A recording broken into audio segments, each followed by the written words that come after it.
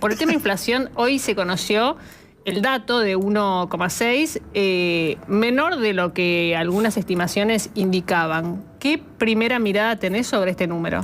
Me parece que es un dato positivo, a 3 meses de la... En realidad el dato es de 2 meses y medio después de la salida parcial del cepo. No hubo un traslado a precios en ninguno de los 2 primeros meses. En mayo fue 1,5, en junio 1,6. Es cierto también, Jessica, que en esos primeros 2 meses el gobierno había trabajado tanto en las expectativas como en las medidas que tomó en pisar el dólar, y que recién el dólar empezó a escalar en las últimas 3 o 4 semanas. Entonces, sí presumiría que en el futuro veamos un traslado mayor a precios, pero este número me parece que es muy positivo. Hablas de el dólar y ¿se puede prever una mayor volatilidad de acá a octubre del dólar? Bueno, claro, comparado al cepo siempre hay mayor volatilidad porque el mercado juega y hay más expresión libre y voluntaria de la oferta y la demanda. En el periodo electoral siempre hay mayor tensión. La última vez que tuvimos elecciones de medio término sin cepo fue en 2017. En aquel momento la dolarización de cartera, o sea, lo que los argentinos queremos pasarnos de pesos a dólares, había sido unos 1.000 millones de dólares por mes, ahora está siendo como de 3.000, o sea, no es que está apaciguada. Así que sí, creo que puede haber, no un derrape, digamos, a la banquina, sí una mayor volatilidad.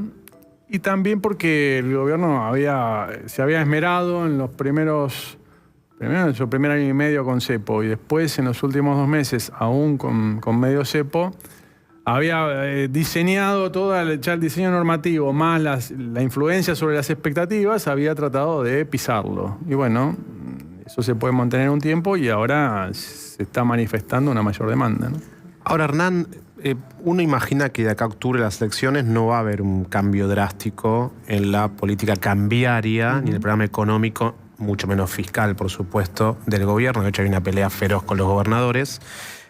¿Qué imaginás vos post-octubre? Primero está bien la pregunta, es ¿qué imagino? Porque no sé. Por eso.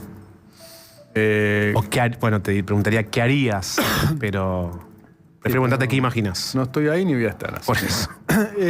Bueno, uno nunca sabe. Creo que va a haber una ventana de oportunidad, Federico, para terminar de normalizar el mercado de cambios. El gobierno, después de 1 año y medio, se animó después de hacer el trabajo fiscal y monetario, se animó a rendir el examen cambiario.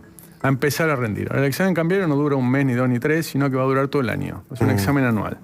El primer parcial fueron estos 3 meses que hablábamos con Jessica. Bueno, fue una volatilidad acotada y no trasladó a precios. El segundo parcial empieza ahora, con el trimestre electoral, que creo que va a haber más tensión. Y el último va a ser después de las elecciones, que es tu pregunta, que va a haber una oportunidad de terminar de relajar todas las restricciones cambiarias que todavía existen, sobre todo para empresas. Hoy una empresa no hace lo que quiere con sus pesos. El programa la salida del cepo fue diseñada con pericia, con astucia normativa, de patear para adelante las demandas y anticipar las ofertas, con la baja transitoria de retenciones, etc.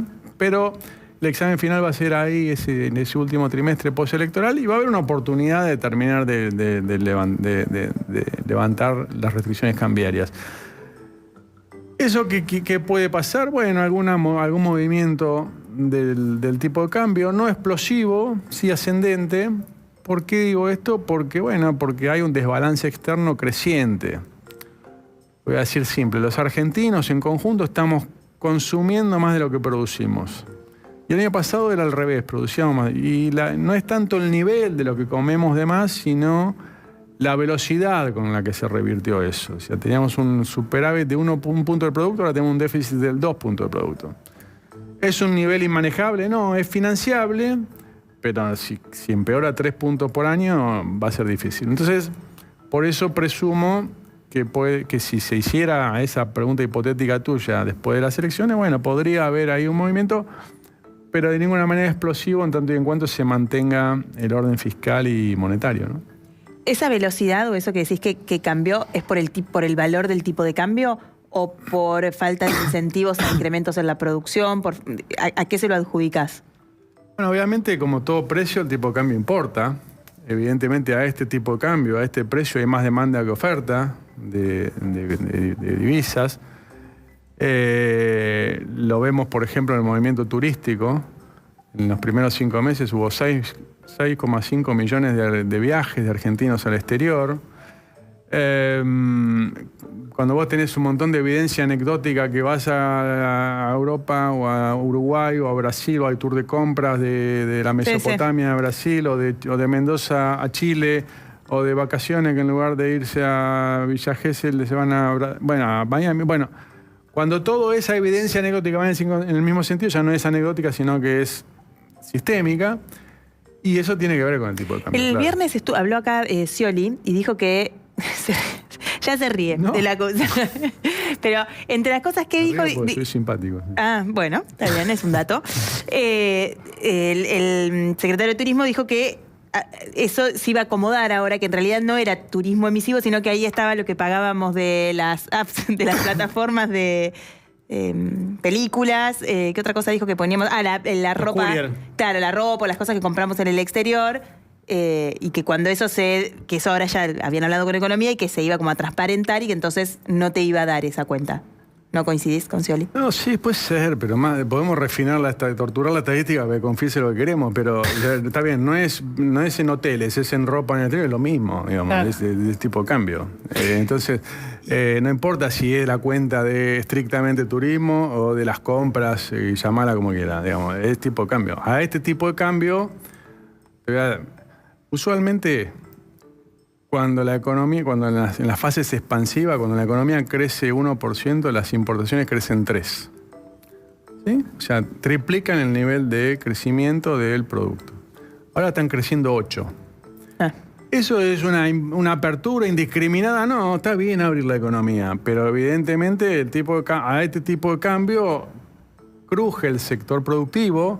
Si crujen 1, 2 o 3, digo, bueno, no eran competitivos. Si crujen 10, 11 o 12, digo, bueno, tampoco es sostenible, ¿no? Hay una cortita vinculada a esto mismo. ¿Crees que existe el riesgo o que ya está pasando de sectores pyme o sectores productivos de la Argentina que a la hora de elegir si producen lo que venden en la Argentina o lo importan hecho de afuera y lo venden porque les saca más margen, que pueda pasar eso, que reemplacemos mano de obra argentina por un producto importado? O sea, que esa compañía decida ese cambio. Bueno, sí, lo que pasa es que no querría naufragar en razonamientos mercantilistas, así nacionalistas, no, que hay que hacerlo acá. Lo importado está, subimos nuestro nivel de bienestar accediendo a más cantidad de productos a menor precio.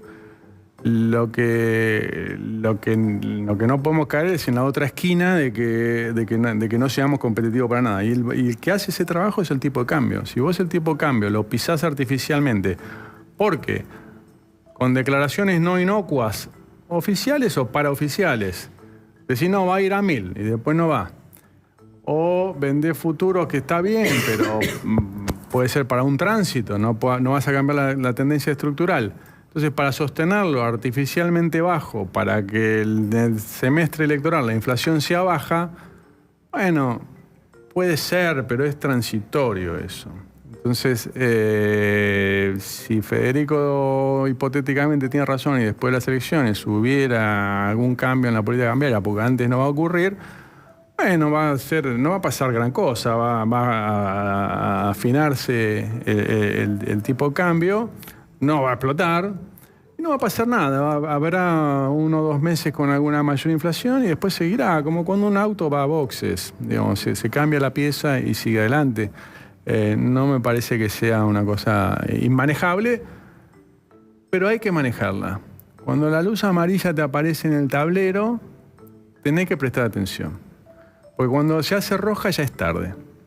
Entonces, a veces cuando escucho a voceros del gobierno, no necesariamente funcionarios, desestimar las luces amarillas, no, porque a Australia le pasó lo mismo hace 50 años, o porque no importa, porque no es déficit público sino privado. ¿Qué tiene que ver? O sea, dale bola a las luces amarillas porque son las que te indican, las que te ayudan a corregir a tiempo.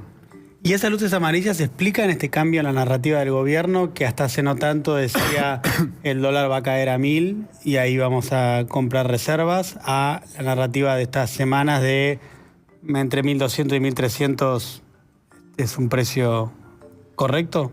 Puede ser que lo expliquen, no sé por qué, cómo se construye la narrativa del gobierno. Sí, esto que pasó es más consistente que lo que pasaba hace un mes y medio, esto que se dice.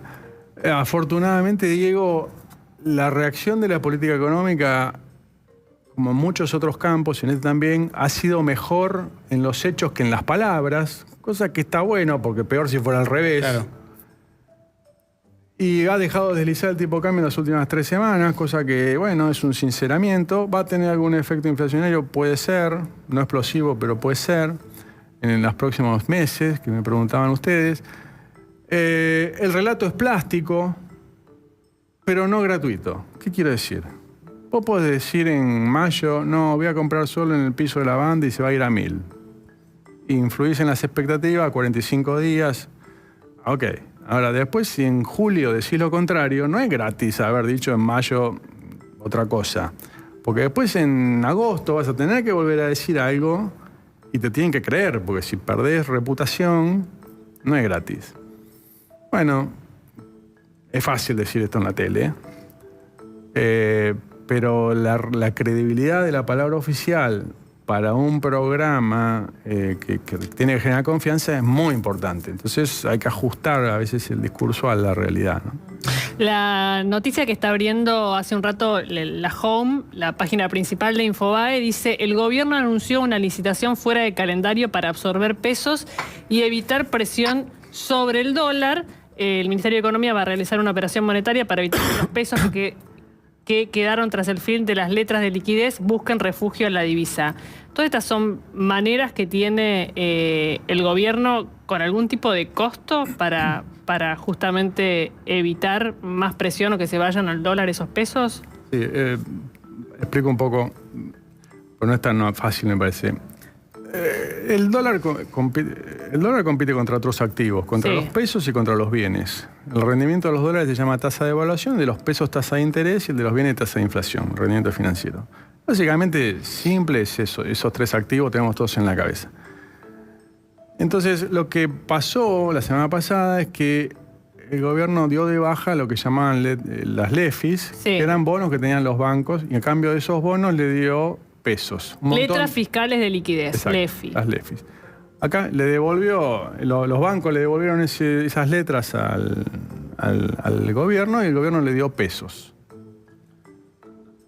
Claro, con esos pesos bajó un montón de la tasa de interés, porque hay un montón de pesos y no hay tanta demanda de crédito. Entonces con esos pesos se pueden ir a comprar dólares, porque compiten. Entonces, ¿qué te dije? Compiten tasa de interés contra tasa de evaluación. Entonces, si la tasa de interés es muy baja, entonces va a ir más gente a comprar dólares. Para evitar eso, hoy el gobierno sale con una licitación y dice, no, devolveme los pesos y yo te voy a dar una letra nueva, un bono nuevo. Con una tasa de interés te premian para recibir un papelito a cambio de los pesos. No sé si fui complicado. Sí, 2 preguntas. ¿Es voluntario? ¿Es voluntario? Sí, es voluntario. ¿Y es conveniente para los bancos? A cada banco define, depende de la tasa de interés que le pague y lo que espere de la inflación, lo que espere de la tasa de evaluación y lo que espere de la tasa de inflación. O sea, es expectativa otra vez. Bueno, como siempre, pero si la tasa de interés que le da el bono, esa letra, es mayor a lo que espera de devaluación y a lo que espera de inflación, va a aceptar la letra y va a sacar los pesos. Y con eso va a comprar menos dólares. ¿Me explico? Sí. Están todo el tiempo como 3 autitos que van corriendo una carrera a ver quién va más rápido. La tasa de interés, la tasa de devaluación y la tasa de inflación. ¿Y si eso fracasa?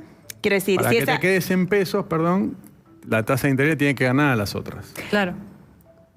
Si la tasa de interés no resulta atractiva para los bancos y no... Y no van a quedarse con los pesos y van a comprar dólares. Eso, claro, pero ¿cómo impacta esa noticia, digo? No, supongo que van a hacer que la tasa de interés sea lo suficientemente atractiva para que... Porque hacer una noticia negativa, digo, Claro. te aceleraría lo que vos querés evitar. Sí, a veces cuando eso sucede el gobierno dice, no, pero viste que llaman punto anchor, no, porque a partir de este punto ya hay una demanda de crédito y es por la producción, más o menos, digamos. Las semanas pares dicen que llegamos a ese punto y las impares no, porque tienen que sacar peso de la plaza. Bueno, me parece que están haciendo fine tuning, o sea, sintonía fina de la política monetaria. Enhorabuena. También a veces, viste, hace un año y medio teníamos la inflación en 200, ahora en 1,5 mensual, Sí. 2, qué sé yo, 20 y pico. Bueno, es otro nivel de problema, ¿no? Digo, 20 y pico Sí, la claro. inflación es un disparate, pero es la 10ª parte del disparate que teníamos hace un año y medio. Bueno, en ese tránsito se hace sintonía fina, genial, pero prestar atención a las luces amarillas. Y el gobierno le presta atención a luces amarillas porque cuando se conoció el número del INDEC que daba el déficit de cuenta corriente, que vos algo marcaste hace un rato en una respuesta, que está en torno a los 5.000 millones de dólares. Primer trimestre, sí. Primer trimestre de este año, efectivamente. Toto Caputo dijo, es hasta sano para la economía. ¿Eso es efectivamente así? ¿Es hasta sano para la economía o es una luz amarilla ese déficit en cuenta corriente? El argumento de que puede ser sano es que porque es inversión, entonces dejamos... Viene de capital. Claro, viene de capital y entonces estamos aumentando la productividad y capacidad futura de exportación porque somos más o menos, porque en realidad suben los bienes de capital, pero también suben los bienes de consumo y también suben los vehículos y sube todo. Porque el tipo de cambio favorece, lo que preguntaba antes María Eugenia, de importaciones. Entonces, más o menos, a mí yo te diría,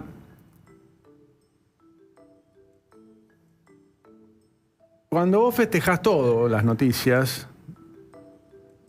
y vos ves por la ventanilla, che, hay tormenta, y el piloto te dice, no, bueno, pero es bueno la tormenta, sí, pero... Limpia el avión, la lluvia. Claro, no te da tranquilidad, al contrario.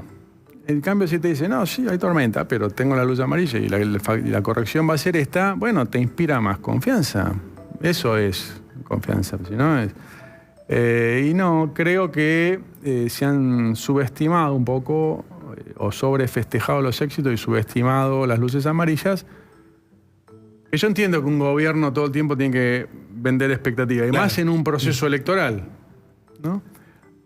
Pero sin sobreactuar, porque entonces ya llega un momento que decís, o sea, si vos decís, no, el dólar va a ir a 1.000, y no solo no va a 1.000, sino que va a 1.300, decís, pero y la próxima vez que me digas algo que voy a pensar. Claro.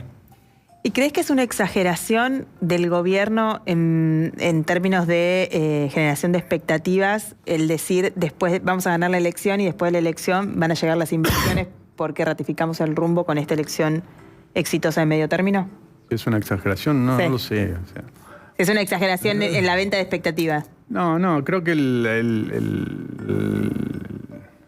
método del gobierno, la expectativa del gobierno, el plan del gobierno es ganar la elección y con eso tener no solo más músculo parlamentario, que es importante, pero que va a ser insuficiente, porque ni en la elección soñada va a tener quórum propio, pero las encuestas probablemente le dan bien, entonces, bueno, obviamente va a duplicar su músculo legislativo, va a pasar de números redondos del 10 al 20% de la Cámara de Senadores y del 15 al 30 de la de diputados, o sea, pero 30, no 50.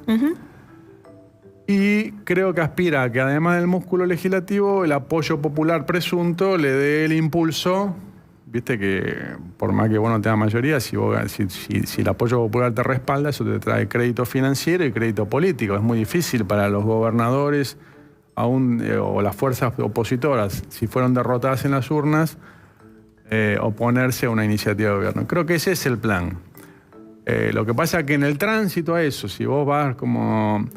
Bueno, ¿qué tengo que hacer para eso? Bajar la inflación. Bueno, ¿qué tengo que hacer para bajar la inflación? Clavar el dólar. Y si clavo el dólar y empieza a crujir el sector productivo, medio que no llegás. Y bueno, Está bien, un pero poco que vos... eso estamos haciendo. Pero que vos ganes la elección de medio término, Sí. ¿es condición suficiente para generar inversiones? No. No le pasó a Macri, no pasó. Exacto. No. Condición suficiente no. Por eso decía si era exagerada la expectativa del gobierno. Es condición... es mejor, pero no es condición suficiente. En realidad lo que hace, está el Bill Classic, la discusión de los últimos años de cuánto es consenso y cuánto es imposición. En realidad, vos fíjate lo que está pasando ahora. Las provincias y el Congreso, o ambos, están desafiando al gobierno con recursos fiscales y medio que están como amenazando, se ve amenazada la viga maestra del plan, que es el equilibrio fiscal. Que es verdad, sin eso no habría nada. ¿Sí? Entonces, ahora eso aparece desafiado. ¿Y por qué aparece desafiado? Bueno, por falta de... O sea, que vaya al Senado y que le ponga 3 leyes y 2 proyectos de ley que cuestan 2,5 puntos del producto. El Senado puede estar bien, mal, más o menos, el gobierno también, pero ese es el fracaso de la política. O sea, si llegamos a leyes que son 2,5 puntos del producto, porque no pudimos hablar, fracasamos los dirigentes. ¿Sí? Sí. Iba a decir el ejemplo de Salas de lo mismo. Digo, fracasamos los dirigentes. Fracasamos en el diálogo. No podemos llegar a esa instancia. Y si se llegó a esa instancia es porque no se escuchó antes, el gobierno no lo vio venir, sobreestimó su capacidad política, su muñeca de que lo iba a frenar. Al último momento, leí tu nota, quiso ¿cómo es? Eso es porque dije, lo leí ayer, por eso me devolvió. Chicos, basta de tirarse flores, porque yo creo que ustedes se pusieron de acuerdo previo al aire, ¿no? Leí tu nota también. Justo no escribieron. Excelente. Pará. Justo te quería preguntar, porque ayer escribiste el Diario de la Nación una nota muy interesante, o sea, una analogía. Bueno. No, pero de verdad, de hecho, se le iba a mandar, que me había gustado. Gracias. No se la mandé. La de Colapinto. La de Colapinto. Todos somos Franco Colapinto. ¿Cuán lejos estamos hoy de tener un equipo, una escudería competitiva? Un poco lo que quiere decir, más que Colapinto, es todos somos Colapinto. Es salir de la discusión esta medio sorda de héroes y mandriles o de... Porque eso, digo... No va a pasar, Hernán. No. Bueno, no, pero yo no quiero... A ver, no voy a ser romántico que no pase. Pero que en el Senado se aprueben 5 proyectos de ley por 2 puntos, o de leyes, 3 leyes y 2 proyectos por 2,5 puntos del producto, es el fracaso de la política y es consecuencia de esa discusión sorda entre héroes y villanos. ¿No? Entonces, no va a pasar. No voy a pensar en eso, Jessica. Pero, mirá, todos queremos que Colapinto haga podio. Se llame, ¿cómo se llame? No voy a hacer nombres propios. Pero a lo mejor, y lo pongo ahí, porque viste acá cada vez que se sugiere algo, dice, no, Sí, obvio. la autoridad moral, eso es el clásico eufemismo, es el eufemismo por la falacia dominem. ¿Qué tiene que ver? A lo mejor el que corrió para otra escudería estas mismas curvas tiene algo para decirte. Porque sabe que como te vas al pasto es muy difícil volver. Tenemos cosas para decir. Y no es que es todo conspirativo, puede ser cooperativo. Ahora, si vos cada vez que uno dice disiente en el margen de algo, ¿a vos te parece que estamos tirando piedra, en este reportaje? No, estamos tratando de analizar claroscuros que tiene todo programa. Ahora, si cada vez que alguien señala algo, le tiras un piedrazo y después tenés leyes en el Senado por 2,5 puntos del producto, porque lo hiciste no con los que opinan en la tele, sino con los gobernadores, con los sindicatos, con los intendentes, con los diputados y senadores. Bueno, ese es el no diálogo.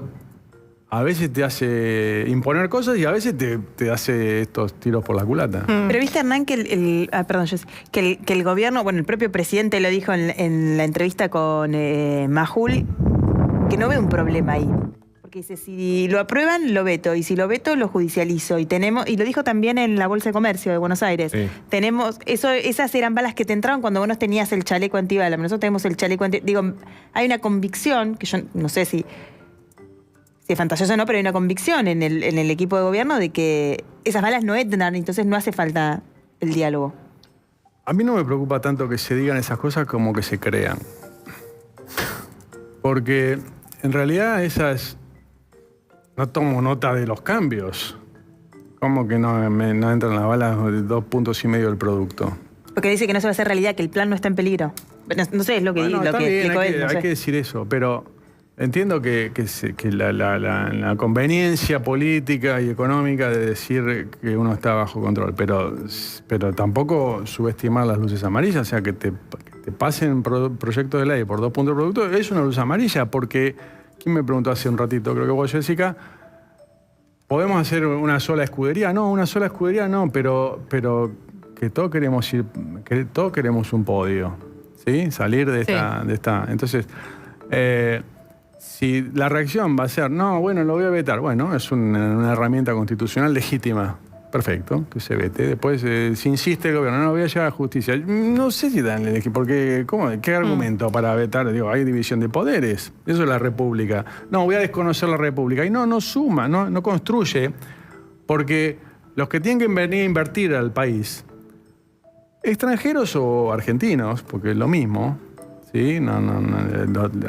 Tienen los mismos, razonan con los mismos incentivos, razonamos con los mismos incentivos. Necesitan saber que si el 2027 cambia el gobierno, o en 2031, o en 2035, cuando sea, no va a venir otro que va a refundar la patria y va a cambiar, porque las inversiones reales, o sea, en el sector productivo, son a 40 años. La minería, mira la tasa de descuento de 40, invierto hoy no sé cuánto, y 40 años. La energía, hay 32 años. En el sector financiero, más cortoplacista, tenés bonos a 10 años. ¿Quién me va a pagar mi bono? Esto pasó en el gobierno de Cambiemos. ¿Quién me va a pagar mi bono? El año que viene me lo vas a pagar vos, ok. El otro también. ¿Y el tercer año quién? Porque si viene uno que va a desconocer todo porque no genere consenso, y no compro. Bueno, entonces no bajo la tasa de interés, entonces la tasa de interés, entonces no invierto. Entonces todo ese círculo virtuoso que se da cuando un país asume un rumbo con consensos. La palabra consenso está bastante bastardeada, porque en nombre del consenso se dice cualquier cosa, pero donde no hay, puede haber matices, pero no, como en Uruguay, en Chile, viste, que pasa de Bachelet a Piñera, pobre Piñera, de Piñera a, ¿cómo se llama este muchacho? Boric. O en Uruguay también. No refundan el país cada 4 años, o cada 5 en Uruguay. ¿Ok? Entonces, eso es. Ahora, si cada 4 años vamos a empezar de cero y pensar, que ese también es una autocrítica, que el plan funciona así, solo sí. Nosotros ganamos las elecciones. Viejo, pero ya no solo no es republicano, no es democrático, porque puede ganar otro. Sino que, entonces, un plan que no es robusto a que yo pierda, no es un plan de desarrollo. ¿Está bien? Porque tiene que ser robusto a que gane otro. Porque si no está mal diseñado. Sí, ahí la apuesta tenemos que cerrar, pero es que son modelos contrapuestos, básicamente, lo que se plantea desde el punto de vista de la campaña electoral, que es una discusión más política que económica. Sí, lo que pasa es que eso, Jessica, tenés que cerrar, me voy. Te tenemos que echar. Tiene mucho rédito de corto plazo, Sí. porque polarizar, viste, te hace ganar la próxima elección a 3 meses, pero tiene mucho costo de largo plazo, porque si polarizás otra vez y quedás, no, mirá, es blanco o negro, y no es blanco o gris, como es Uruguay, que viene Orsi y no tira abajo todo lo calle Pou. Blanco y gris no son iguales, pero no son opuestos. Bueno, si no somos capaces de eso, va a ser muy difícil, porque va a ser todo transitorio.